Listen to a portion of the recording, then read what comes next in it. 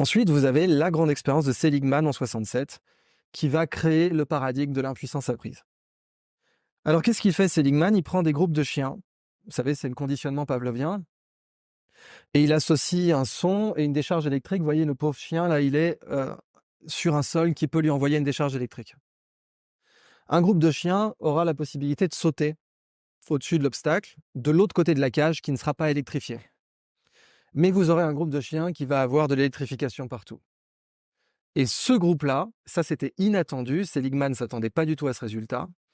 Quand vous électrifiez toute la cage et que le chien se rend compte qu'il peut absolument rien faire, qu'il va se faire électrocuter où qu'il soit, eh bien il se prostre, et quand vous ouvrez la cage, il n'essaye pas de s'enfuir. Il reste dans sa cage, il se dit ça y est, je peux rien faire, impuissance apprise. Même si la cage est ouverte, le chien va rester dans sa cage. Très vieille expérience, là aussi, au regard de la recherche en neurosciences et en psychologie, 67, on a quand même fait beaucoup de découvertes entre-temps, mais cette découverte-là est majeure dans l'histoire de la psychologie.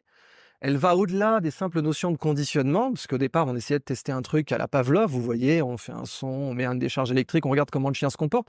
Mais dans le conditionnement pavlovien, donc la cloche qui fait saliver le chien quand elle est associée à la nourriture, on se serait attendu à ce que le chien s'échappe pas de la cage, c'est logique. C'est-à-dire, il est conditionné à se prendre une décharge, dès qu'on peut ouvrir, il doit s'en aller. Non, ça c'est inattendu. Il se prostre, il se dit qu'il a aucune chance, et en fait, il internalise la cage.